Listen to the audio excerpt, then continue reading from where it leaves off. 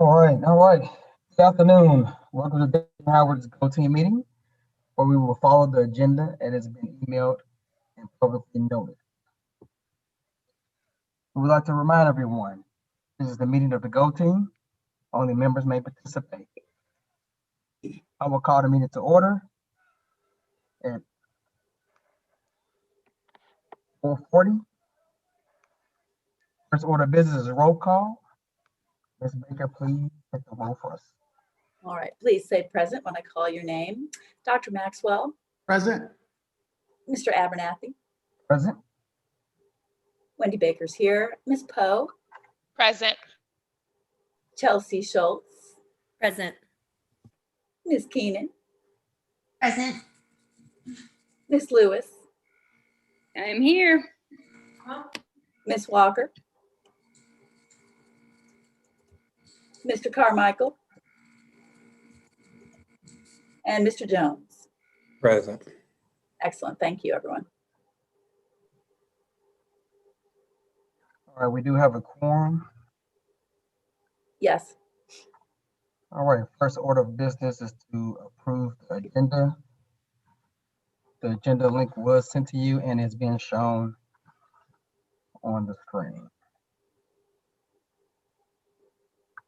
This is Jennifer. I move to approve the agenda.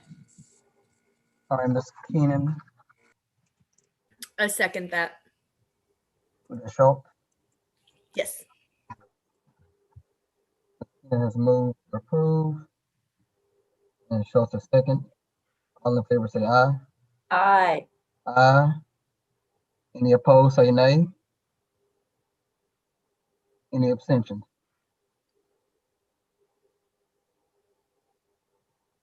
Motion is approved and seconded. All right, next action item is the previous minutes. This is Jennifer. I move to approve the minutes. This is Vincent. I second. All right. Motion made by Ms. Keenan, seconded by Mr. Jones. All those in favor say aye. Aye. Aye. Aye. Any opposed say nay. Any abstentions? Probably motion and approved.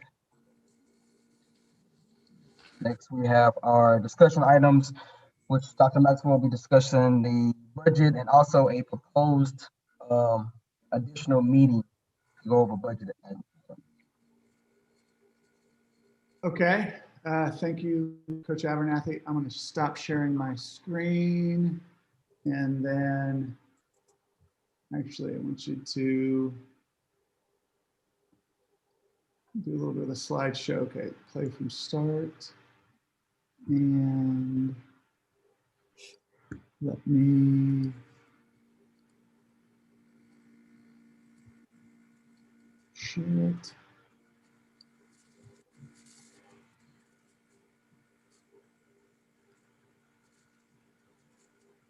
Okay, so do you see my screen, the budget development process? Yep, okay. All right, so we are going to go over, this is our initial budget meeting. And here are the norms. Actually, Coach Abernathy has gone over those norms. This is a meeting of the Go team. We're going to follow the agenda, welcome contributions, and respect all ideas. So the strategic plan and the 21-22 learning model. I think this would be a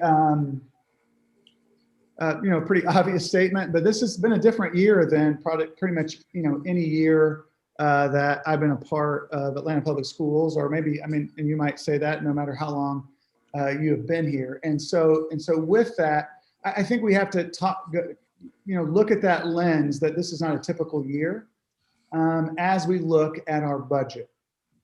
And, we usually go over, more of the strategic plan. And I've actually put some bullet points up. Ensure students who need additional time and support to demonstrate mastery on essential standards are afforded additional time, support, and resources. Obviously this is going to be important as we move forward, as we have students who have had issues with connectivity, who have had low attendance. Build equitable systems to address social and academic growth. I think that goes without, that this goes out without saying that this is going to be obviously important as we move to this new model, or not to this new model, but to how we're going to look at this year and how we're going to respond to this year for the FY fiscal 22 school year. Plan operational practices and policies in the David T. Howard building. I lifted that because we haven't really been in the building as a whole staff and with all of the students. I'm also looking at this, questions that we cannot answer. And I put this on here. Will we have a virtual option next year? One thing I've talked to my administrators, I've talked to my leadership team. I would say to my staff, I'll say on Wednesday, is look at the 59-minute mark of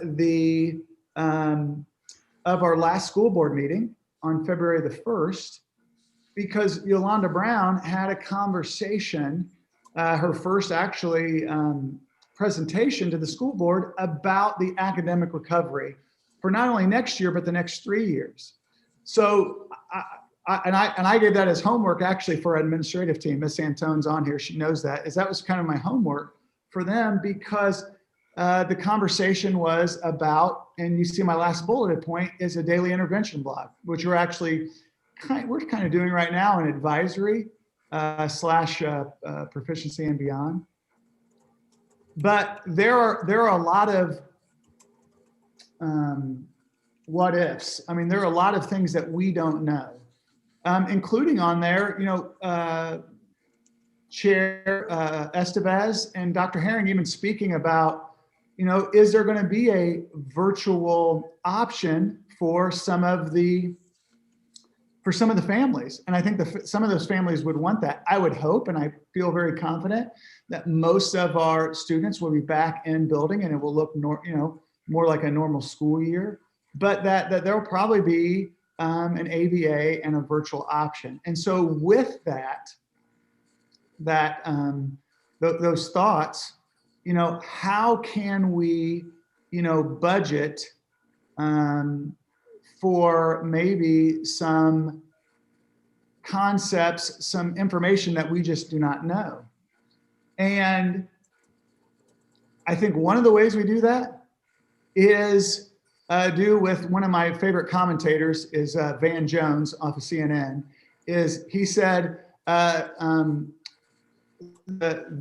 boring as the new thrilling, right? Is that what I want to do with this budget, I think, is not what we have done over my first 3 years, where we have, created instructional technology specialists. Ms. Poe, right, is here now because we abolished the media specialist. We created instructional technology specialist position. We talked about last year that we're going to create these 3 deans. And so we're going to have 3 deans, 3 counselors, 3 assistant principals. So they're going to be a part of, each floor, where they're going to be kind of the leadership of each grade level. We haven't done that this year. To me, I always think, and I talked to in our chair and vice chair meeting Friday, is I think the Go team would be really asking me a lot of questions if we made a lot of changes, because some of the changes that we've made, we don't know if they really work, because we haven't been in a regular school year.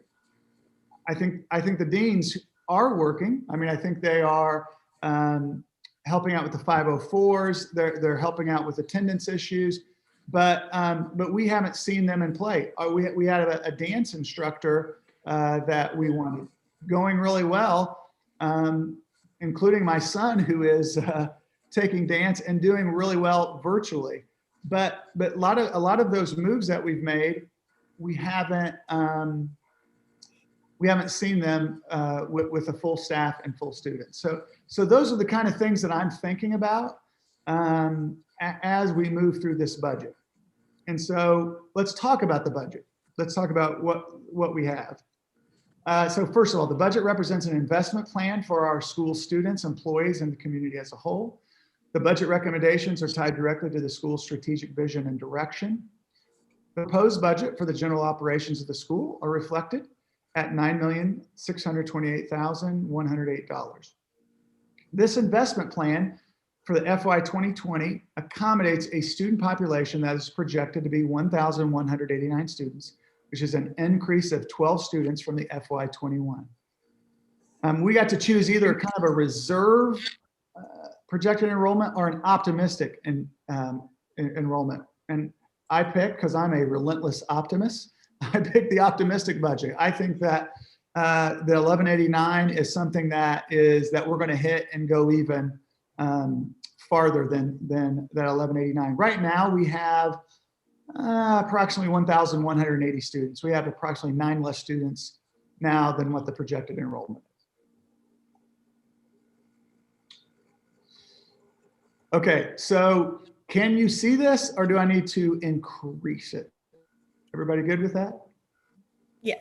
Okay. So this is what I get, and I just thought I would cut and paste this. You have the budget, which you can download. And so let's talk a little bit about that. The location, and this is just a little bit of trivia if you want to know, 1563 is exactly the same number that we have at Inman.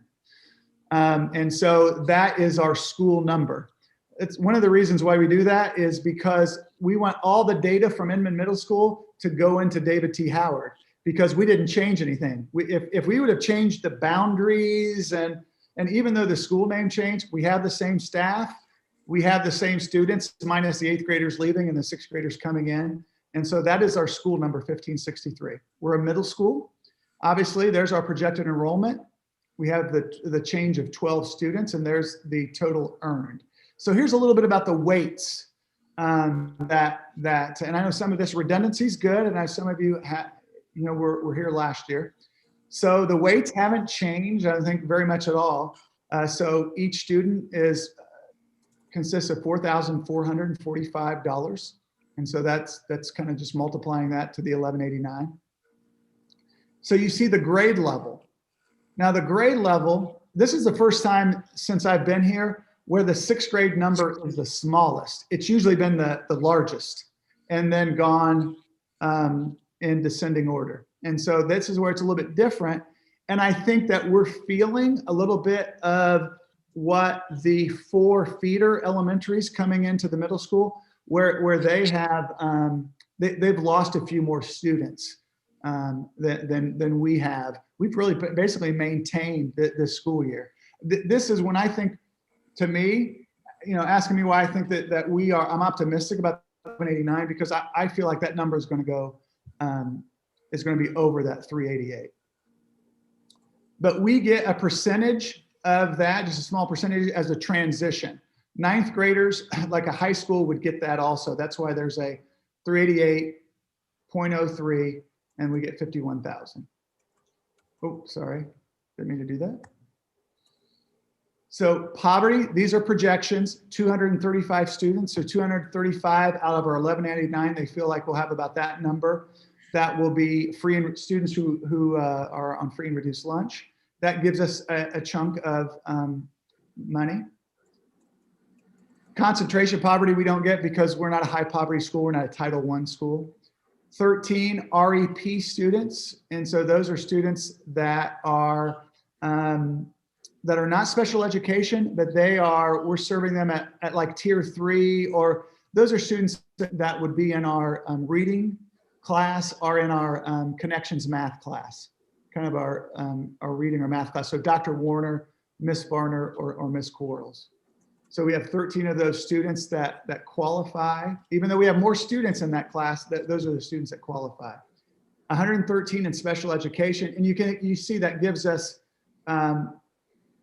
different monies. A big chunk of change for us is gifted at 459 students. 37 students are English language learners. And incoming performance, I should know, and that is new. Ms. Jacoby, do you know about that? I know she's on. Yeah, the incoming performance isn't new. That's based off of milestones. And for that's right. those really beginning, those students that hit that beginning learner bucket, to just sort of help support that. Okay. But that's not new. That was there last year. I believe so, Hmm. because Lisa was saying that none of the weights or anything else changed. She was trying to do as little change as possible. So. Okay. See, I knew that we didn't have a transition. So this is, once you see the numbers, this is really good. We used to have a transition policy supplement. And that was 3 years running, because with the new formula, we were losing a few $100,000, and basically you just lost a third of that money each year. And so now it is at zero. And so this is even better once you see what our budget will be. But we did not get that. So this is kind of the second part to the total school allocation. So our signature program, that's the most we can get. It's $160,500. And that's our signature program is college and career ready. We get some money for field trip transportation. We get some money for district funded stipends, including coaching stipends. And then we get FTE allotments. We have 30. So what are those? This is teachers that we can't move money around. For instance, we get a JLC teacher. We get a CTAE teacher. We get so many special education teachers. We get a occupational therapist. That's money that we have that we cannot have any flexibility. And we don't want any flexibility. We want our JLC teacher. We want our special education teachers. So any of these two pages, are there any questions?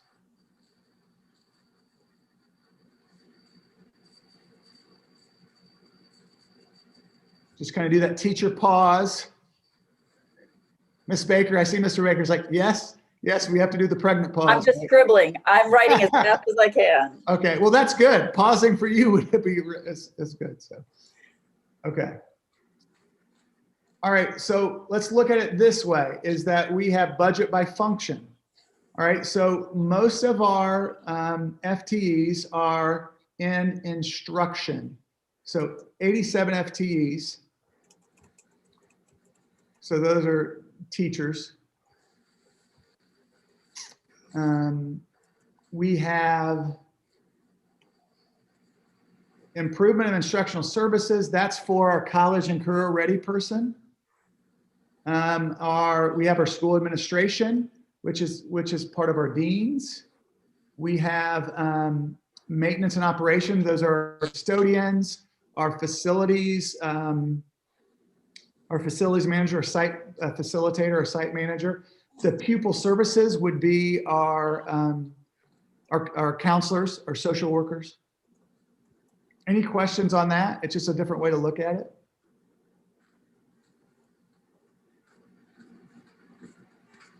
This is the same, basically the same thing, but it's just in a pie chart.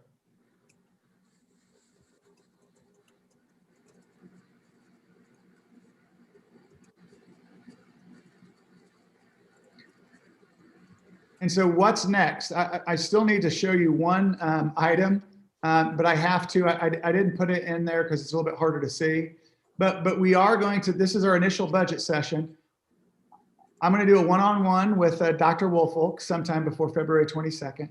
We've already had a cluster planning session, like position sharing and cluster alignment. I'll talk a little bit more about that. That's where, like for instance, our social worker, we split with Hope Hill. And so we have conversations about that. At one point, Dr. Bachman and I split a Latin teacher. That's we're not splitting anything right now.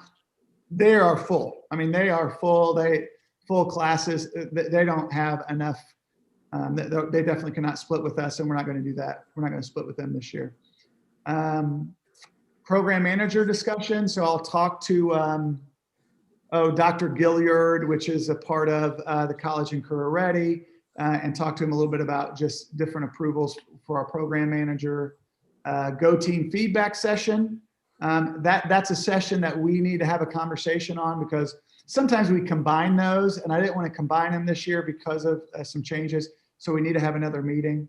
My HR staffing meeting is February 22nd. So we got to have that meeting, this next meeting, before the 22nd.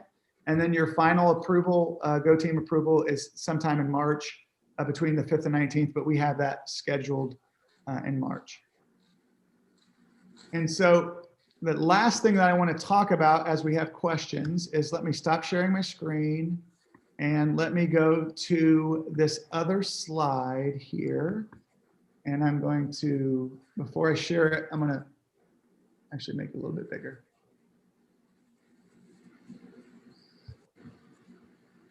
And share my screen.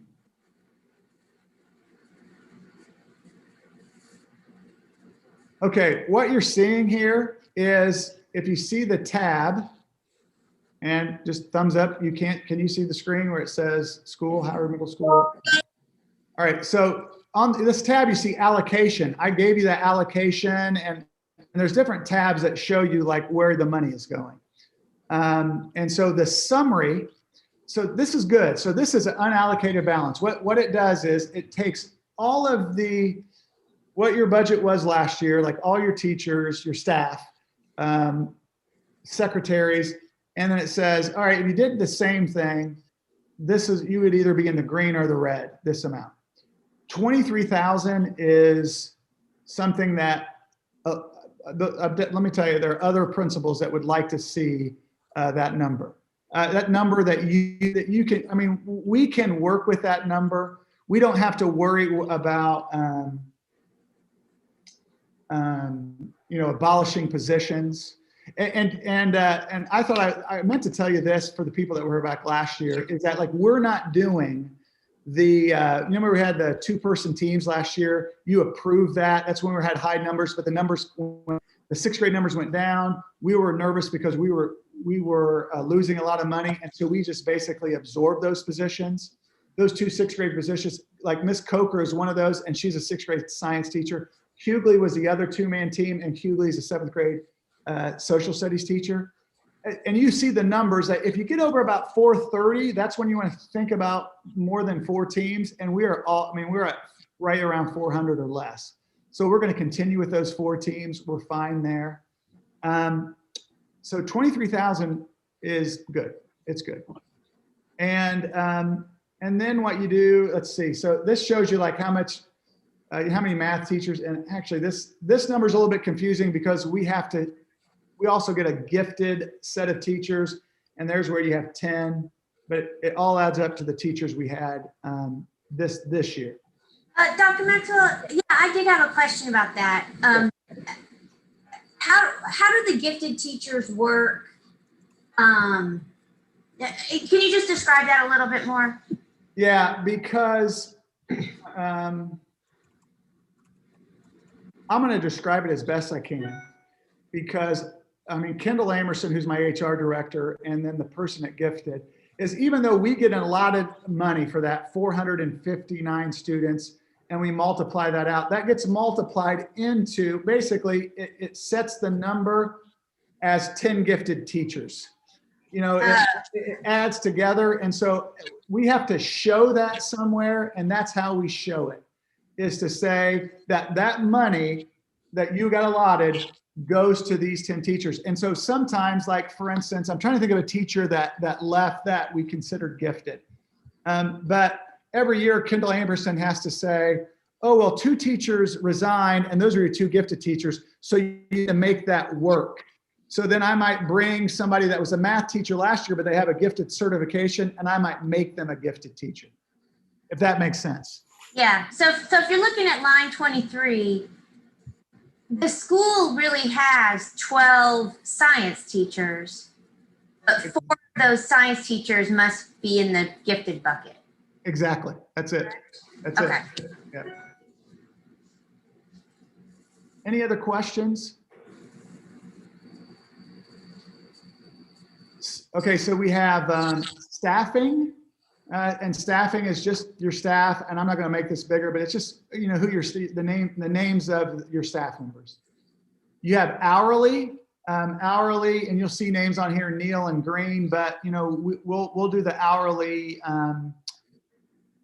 We plan to do the hourly media specialist for one more year. Donna Jackson has names on there because she's our person who does and she loves it. She does the after school, the hospital homebound. And so we don't have to budget for that, but that's why her name's on there. The non-staffing, and I'm gonna make this bigger, is important because we do have a reserve, right? And so try to make it a little bit bigger. There we go. So we have a reserve amount of 144,000, which is good. And it's money that we can play around with a little bit. And last year we couldn't at all, but we can work with that. I still think we need to keep money in reserve just in case. And so we've had some conversations around that. And that next meeting, the next meeting we have, we'll talk about what we're going to do with these funds. Textbooks are about replenishment. We do have a new illustrative math textbook, but I think that's going to be grant funded. And I'll know more about that hopefully by the next meeting, but we don't need all of those funds. And Dr. Maxwell, I apologize. Can you pause when you scroll down to the turnaround? So where's the? Yeah, so that blue section turnaround is all blank right now. Yeah. You were talking about, Ms. Brown mentioned the 3-year turnaround plan. Is there going to be additional money for the school to implement turnaround programs? So, right. And so I just want to make sure, I think, Ms. Jacoby, if I'm right. So the turnaround, those are turnaround schools. That's like Title I, I think. Oh, okay. Okay. Yeah, that would be, it isn't even just Title I. Those would be the schools that make it onto the state's list of more targeted intervention kind of. I can't remember what the state calls it anymore, but. Yeah, right. But Ms. Keenan, you bring up a great question, is that there is CARES Act money. I mean, there's money coming down the pike as far as what we're going to do in the summer. And we're definitely listening on how flexible that will be. Like we don't know exactly the flexibility on that. I have a feeling some of it will be flexible with the summer recovery. Some of it will not be. But yeah, we'll definitely get more funds from that. Dr. Maxwell, I have a question. Yeah.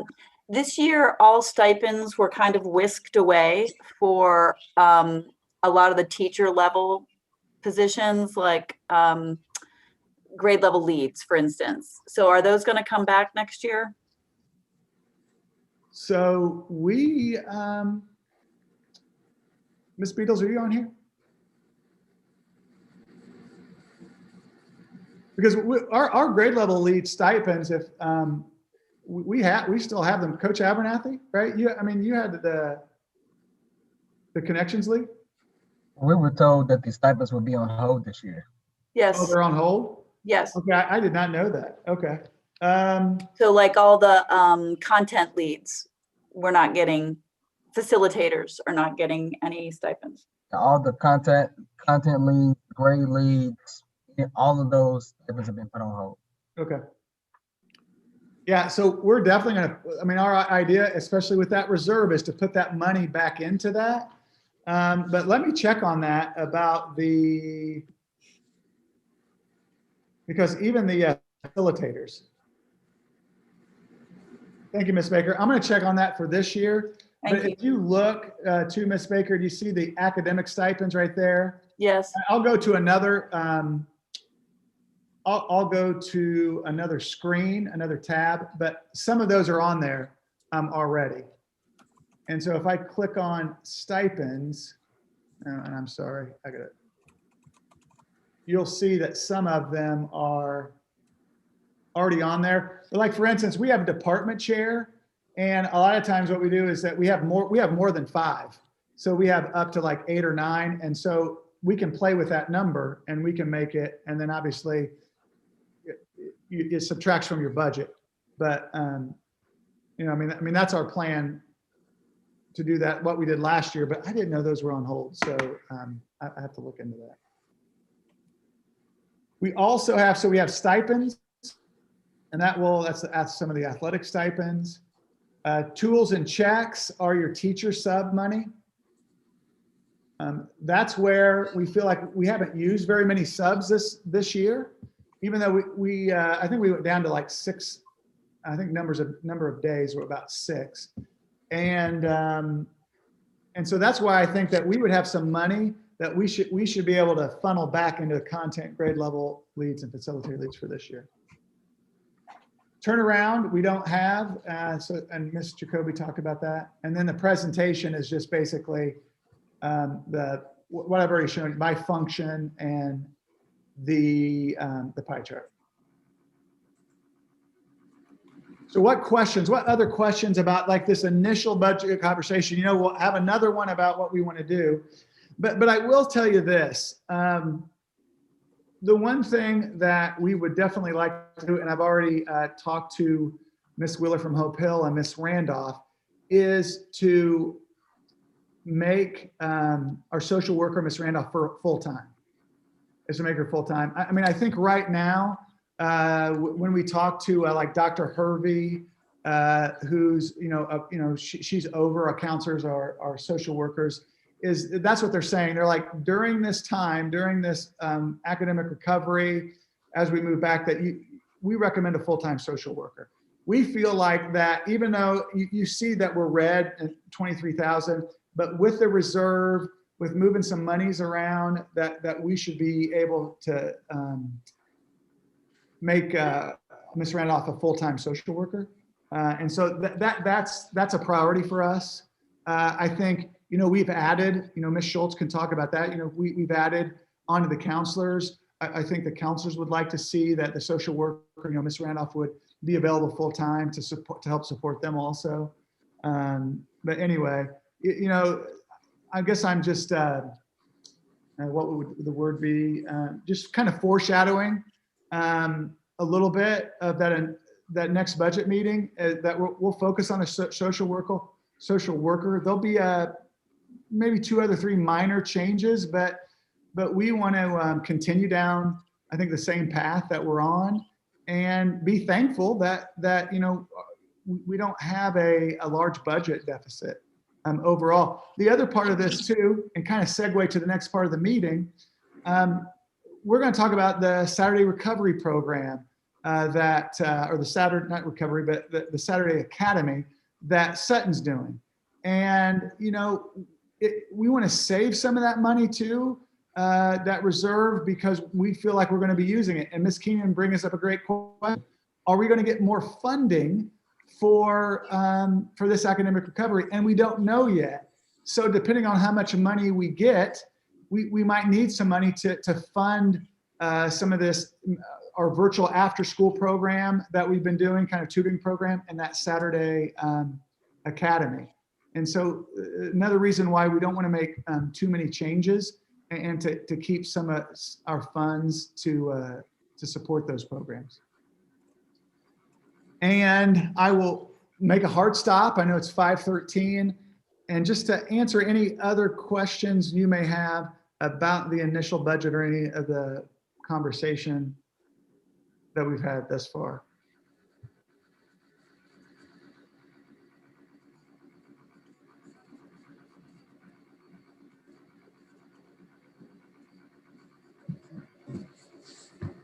Okay. Oh, I apologize. Dr. Maxwell, I do have a quick question. Yeah. You said we have just a very small, we're in the red by a small amount. Yeah. Are you required, does that number have to be 0? Do you have to make some changes to make that number 0? It has to be 0. Okay. So it has to be 0. Now we can finagle it, especially in that non-staffing. Miss Beatles knows how to move money from, different places. So we can create like a supply line. So say we have about 60,000, we end up moving around, we have 60,000 in the green. We might put like 60,000 in supplies, knowing that we can take that supply budget, non-staffing, and move it to different line items. Okay. Okay. All right, I'm going to share my screen back on the agenda. Coach Abernathy, it looks like the next item is the academic recovery program or the academy. So did you establish whether you wanted to do another additional budget meeting? Oh yeah. Oh, I'm sorry. Yeah, the next budget meeting. So I apologize. Yeah. When can we do that? I know this is going to be short notice. Let me stop sharing my screen and then look at a calendar.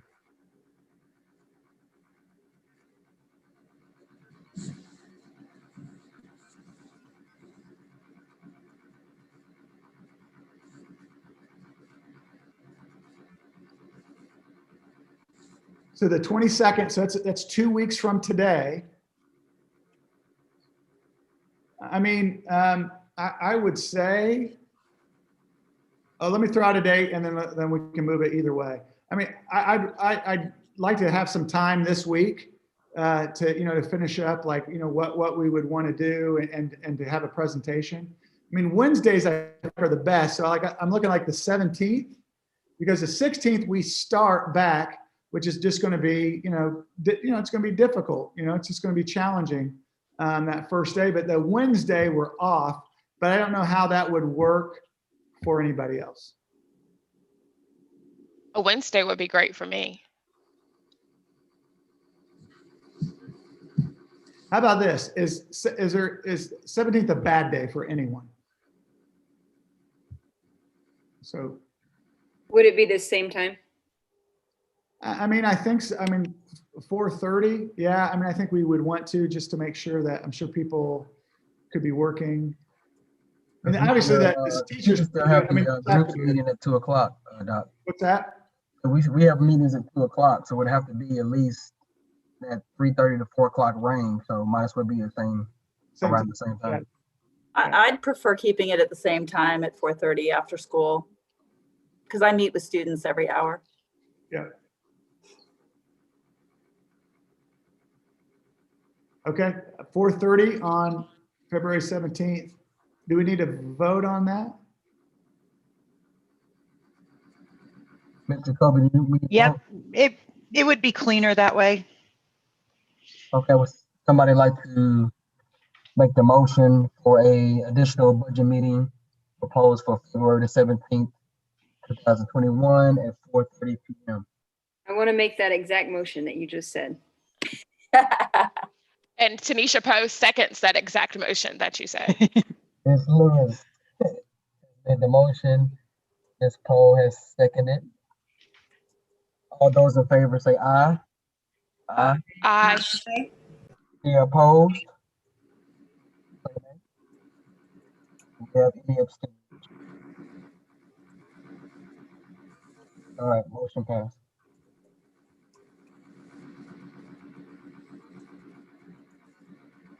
So next we will move to information items.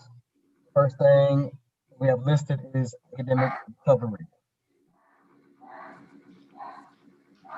Ms. Keenan, do you want to start us? Or are you? Sure. So yeah, last week, Dr. Maxwell, Miss Allen, and I had a call with the principal of Sutton Middle School to get some information on a Saturday program that they've been doing for the last few years. And it was a really great call. She gave us a lot of detailed information on how they run their program. But basically, it is a program to focus on students who aren't as engaged in school as you would like to see. So it's kids who, she specifically said it's not kids with behavioral issues who cause trouble in class. She specifically said, their program is really geared to the kids that just aren't engaging in the school. And their Saturday Academy, as I said, it's been going on for a few years now. Ms. Keenan? Yes. And I was going to add to that, because that's right, is I think if you look at from a educator standpoint, she called it those developing students. So there's, that beginning, development, proficient, and distinguished from the milestones. It's those developing kids to try to push them to proficient. And so many of our beginning learners are special education students. So, they feel like some of the special education, some of the students with 504s, they're getting the resources. So it's those developing students. So anyway, okay. No, thank you. Yes. So their program runs from 9 to noon on Saturdays, and they offer 4 segments: literacy, math, SEL, and then PE connections. And she said they have a real emphasis on fun, engaging activities, because again, she explained it that the overall goal is to really increase these students' sense of belonging and purpose in the school, to feel a part of the school, and then they are motivated to, become more engaged and just take advantage of all of the resources the school has to offer. Ms. Keenan, can you repeat the different contents or the different? Yeah. Their 4 segments are literacy, math, SEL, PE/connections. And she said that they identified about 50 students that they invited to attend the program. And the first week, they had about 35 or so. And then once word got around about that it was a fun program, it wasn't punitive, it wasn't just sitting there getting tutored in your schoolwork, that the kids became excited. And she spent a lot of time talking about really the branding and public relations aspect behind it. And the name of their program is Flex, Focused Learning Experiences. And they do provide buses for their program, but we may be in a position where we wouldn't need as much bus transportation because a lot of the kids who may participate in this program live within biking and walking distance, particularly with the Beltline and all of the safe biking options we have. And their program is run by teachers.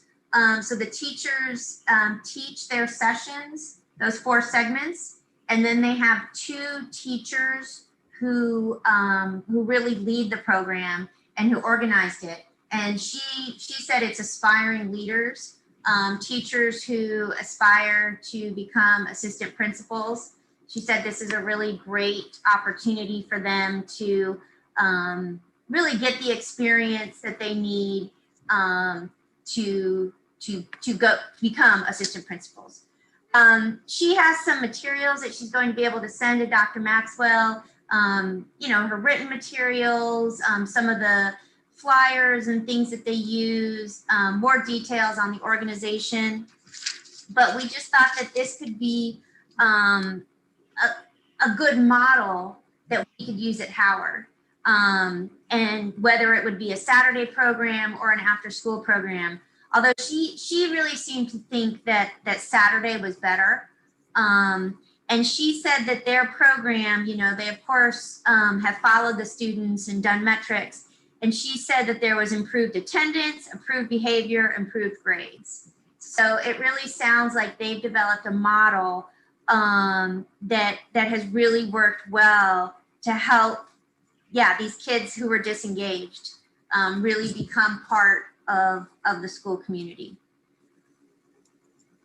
Oh, and the budget, it's about their cost. I apologize, my notes are a little unclear on this. I think it's about $40,000. I don't know though if that covered the whole school year.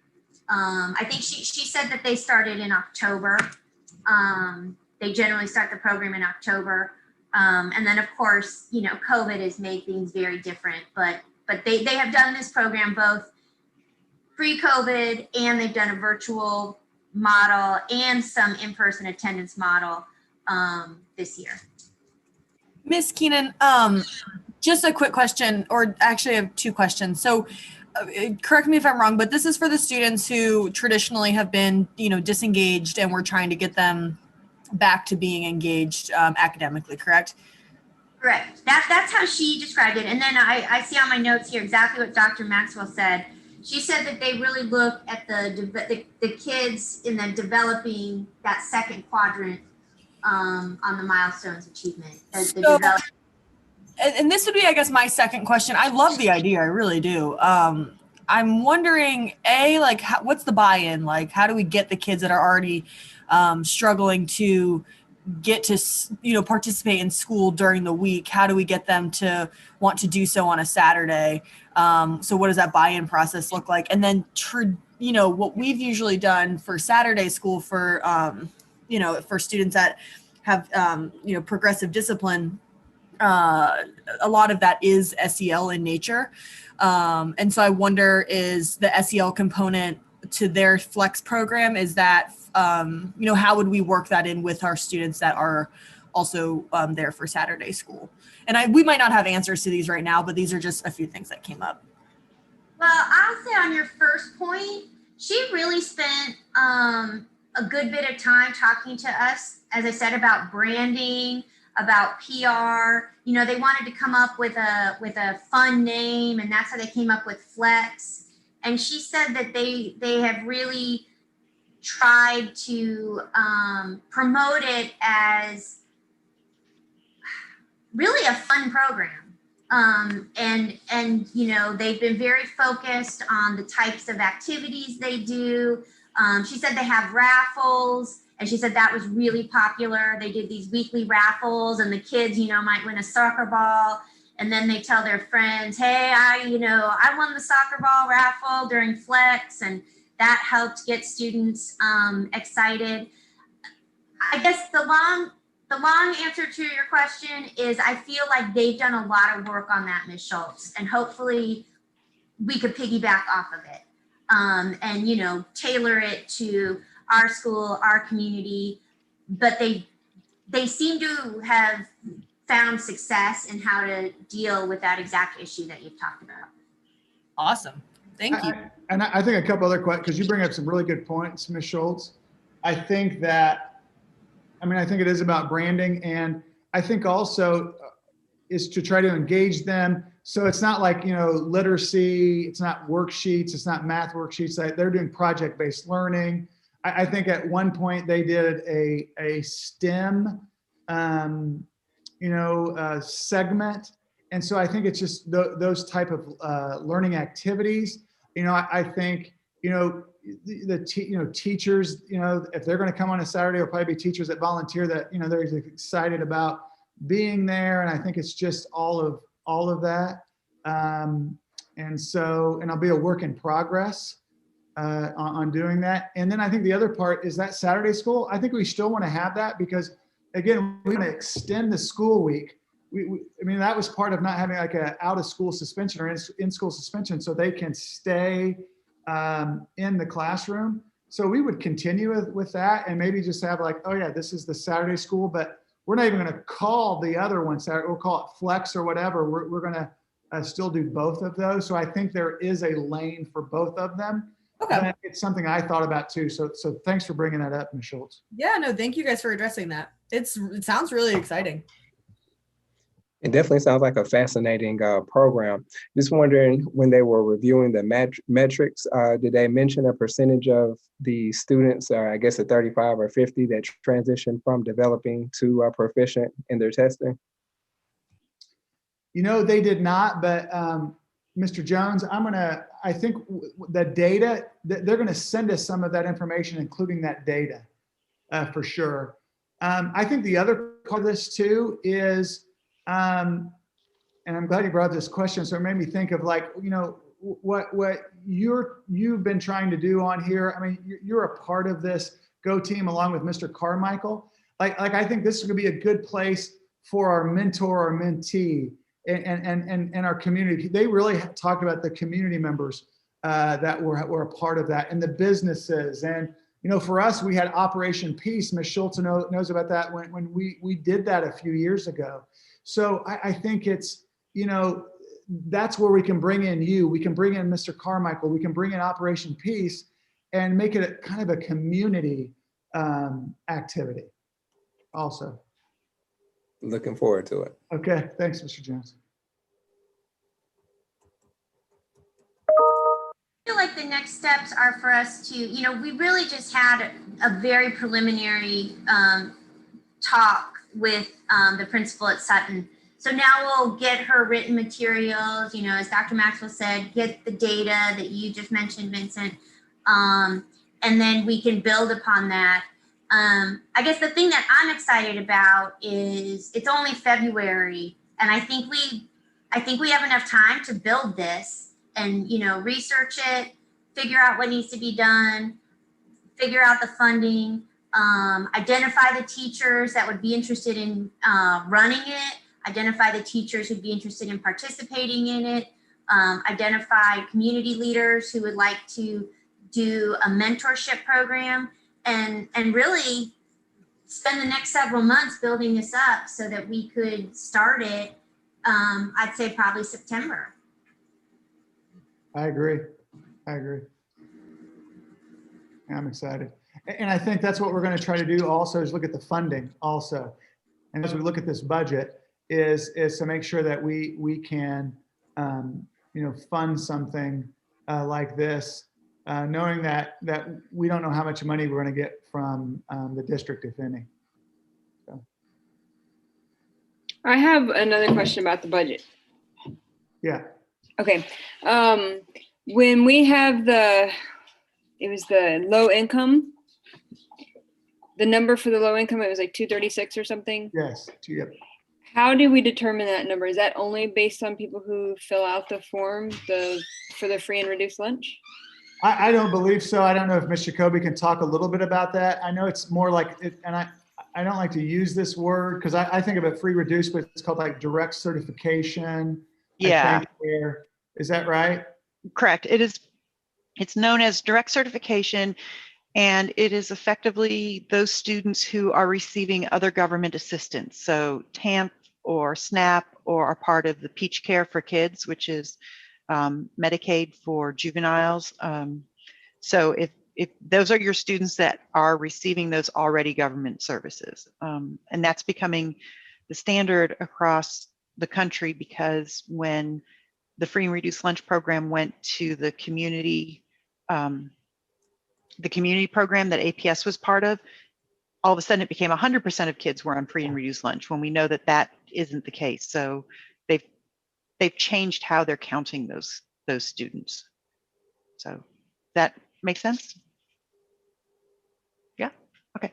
Yes, thank you. I was just concerned that if it was lack of filling it out, I just thought our numbers were probably higher than that, because I think there's 1,200 students that live in Bedford Pines, and I can't imagine that we only have 236 of those students. So that's what I was trying to figure out.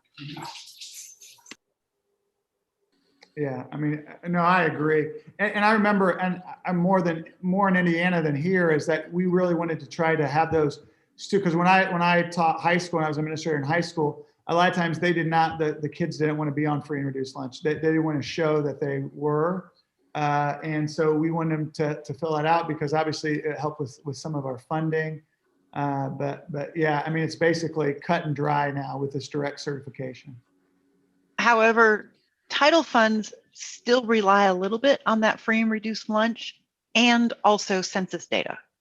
So title funds are done differently. Title isn't just based off of the direct cert, so it's a more convoluted formula.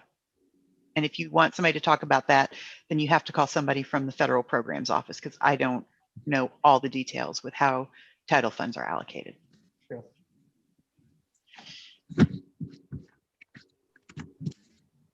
Any other questions about the Saturday program? I think, Dr. Maxwell, we just need to decide, and maybe we can decide it at our next meeting, if we need a formal Go Team subcommittee, or if the school is just going to, take the next steps. I guess I just want to come up with a plan on how we'll keep moving this forward. That makes sense. Okay, I'm writing that down.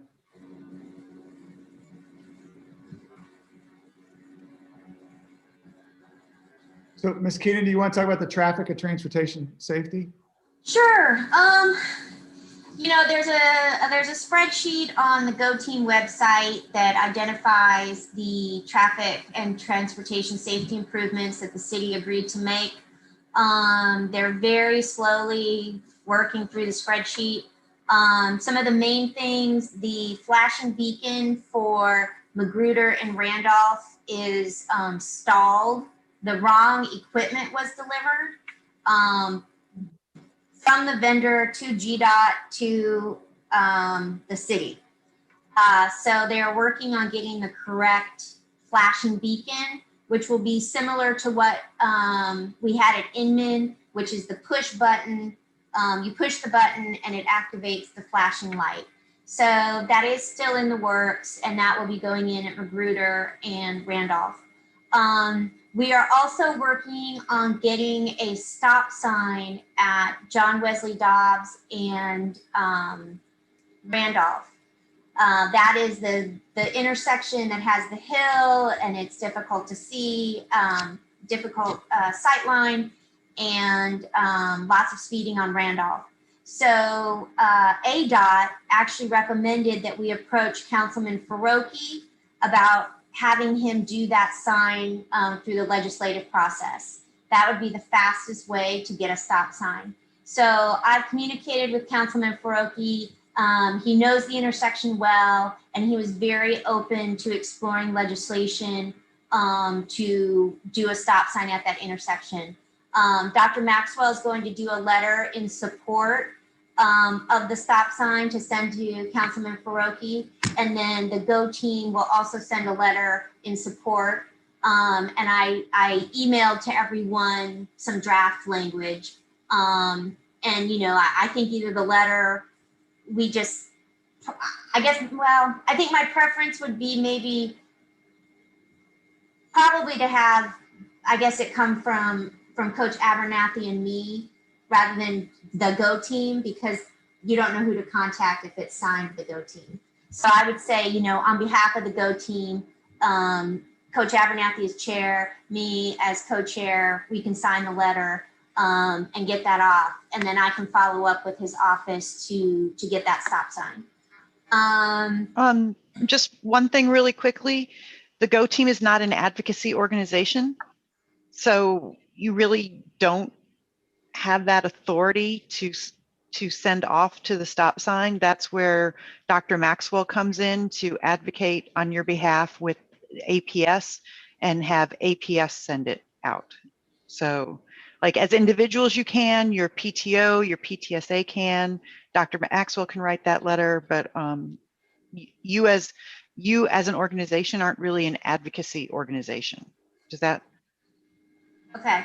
We don't, yeah, I mean, so like, you know, if the Go Team really wants this, that's where Dr. Maxwell comes in and goes through the chain of command for that aspect. But then should we do like a PTO foundation? Like we can do that, like from the president? Yeah, because those are independent organizations. Okay. So they, depending upon how their bylaws are written up, they could send something to the gentleman about putting in a stop sign, or, you know, it's Atlanta Transportation, right? No, it's Councilman Faroki. Yeah, to send it to Councilman Faroki. So yeah, and you do not lose your individual voice. It's just the Go Team isn't that voice. Okay. You would be best to have Dr. Maxwell reach out to Dr. Wolfuk and APS, like Chief Applin and that kind of thing, to see how the chain of command works with APS working with the City Council. Okay. Okay. Thank you. So I'm just, Ms. Jacoby, just to say but Chief Applin, it might be something that Chief Applin can actually sign the letter, like if he feels like that's important, like not only to. Yeah, right. That would be, but again, there's,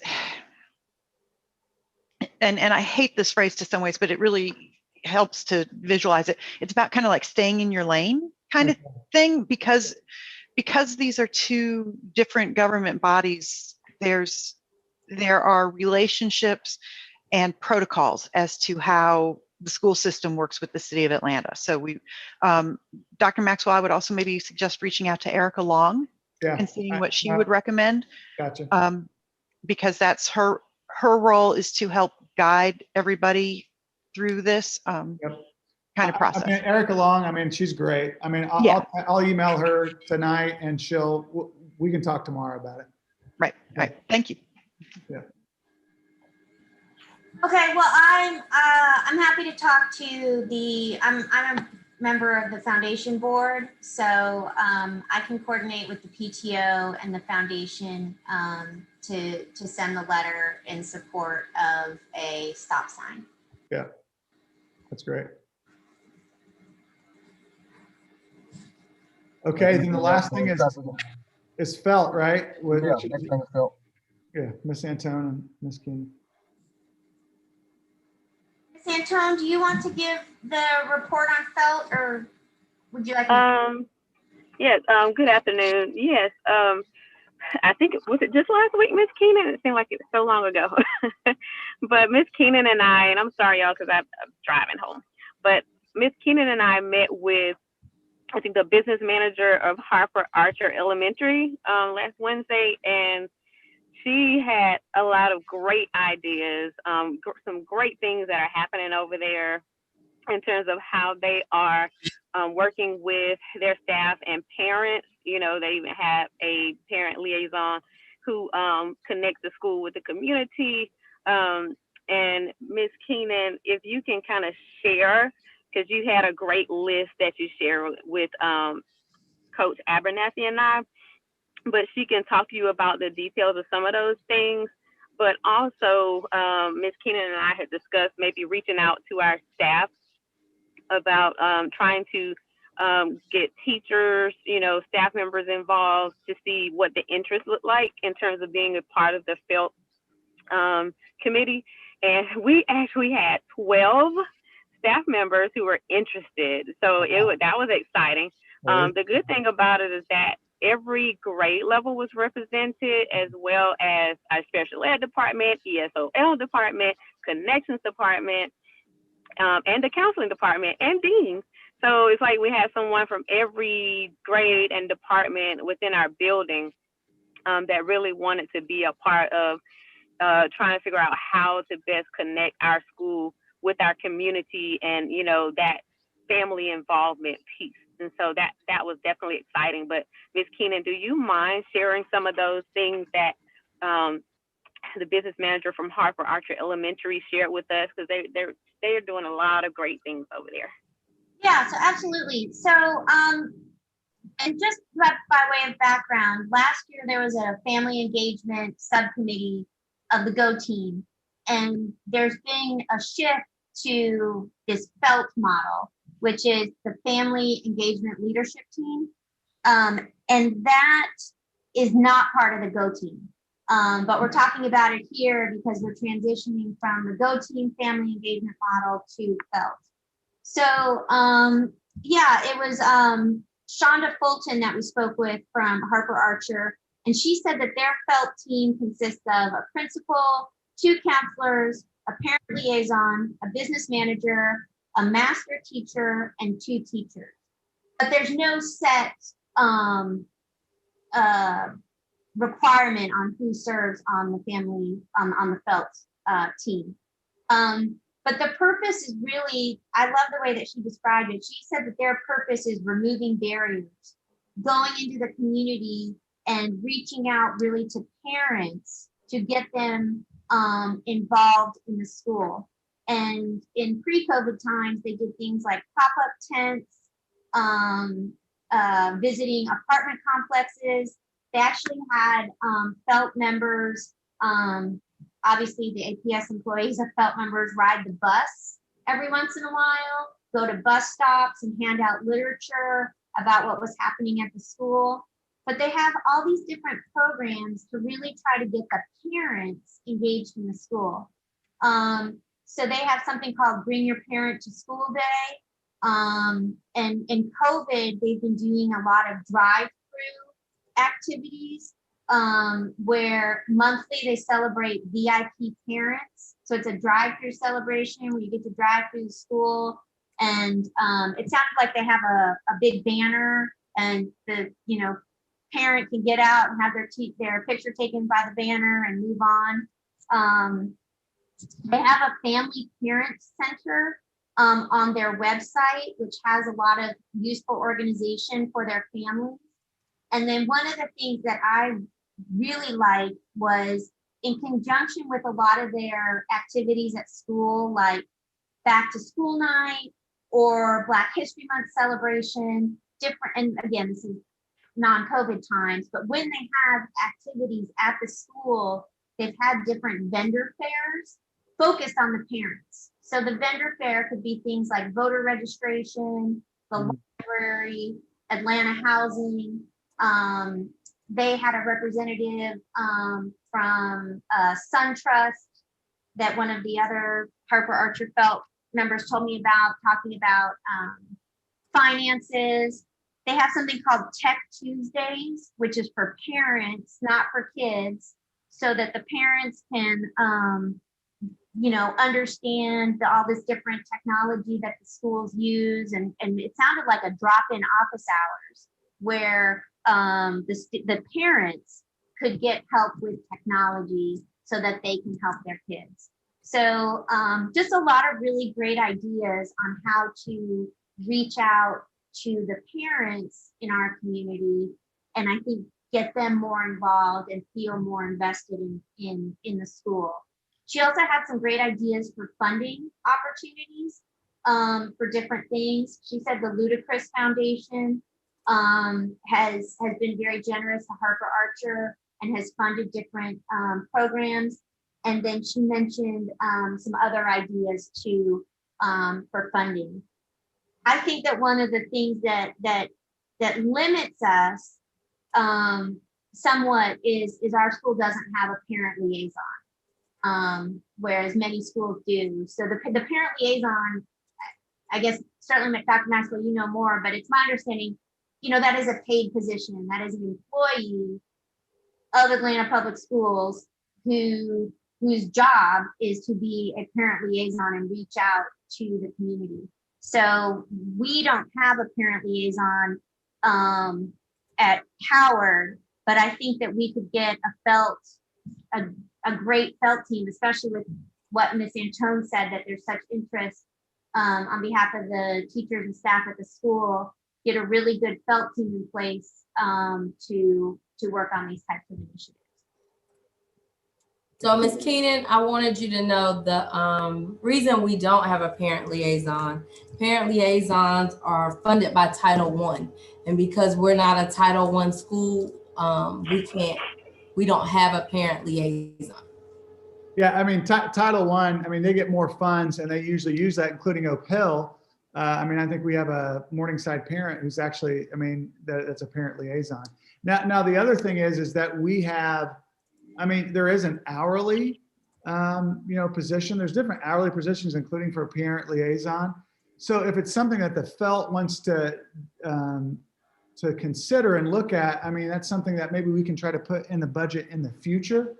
And so, especially if, like, we've had different positions, including like, I think, I can't remember, a couple positions that start out as hourly and then ended up as full-time a few years later. So, but that's great. That's exciting. I'm so excited to have so much staff because I mean, the staff are obviously, I mean, they have been working hard and it's been difficult all year. So to see that the staff that's volunteering, and I think that our teachers have said that. They're like, oh, we want some more family engagement. We want that. But sometimes, it's like, do you put your money where your mouth is? You say that, but are you going to be able to, help us out? And boy, I mean, they definitely came through with those numbers. So that's exciting.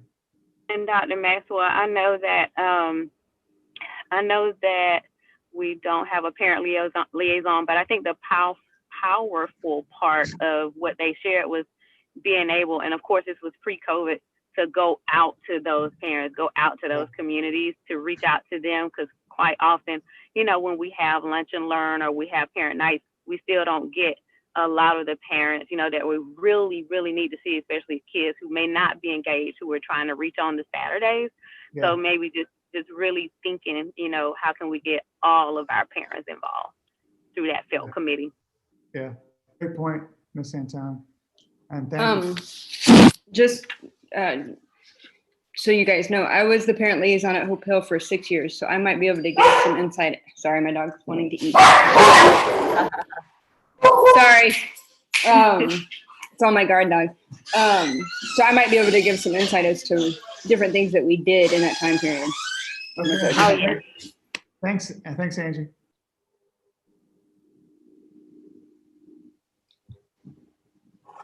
Any other questions?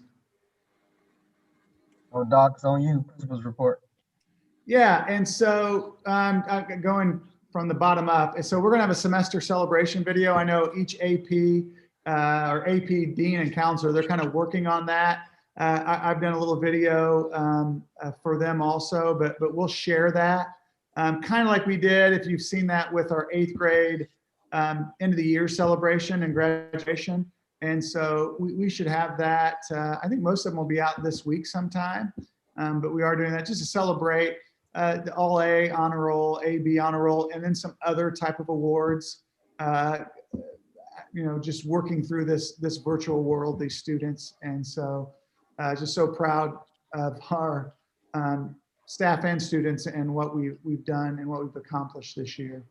I also want to talk about and I put projected enrollment, but you're like, oh, we already talked about that. I did want to talk to you about the projected enrollment of the in-person learning. And we're gonna have a staff meeting on Wednesday to really just go over in details about how the in-person learning looks. We will, and Ms. Beatles has done an outstanding job of she's already had tours of the school with the staff to kind of just talk a little bit about like how we're gonna bring kids in and out, like where they're going to go and how they're going to move. And again, we'll talk to them in more details about the arrival and dismissal. But right now we have 367 students. And so I think at one point we had about 475. So we've definitely gotten emails from parents to say, hey, not now. But we may try that last 9 weeks or that last quarter, because we have moved that back to February 16th. It's only 4 weeks, really 4 weeks of the third quarter. But 146 6th graders, 96 7th graders, and 125 8th graders.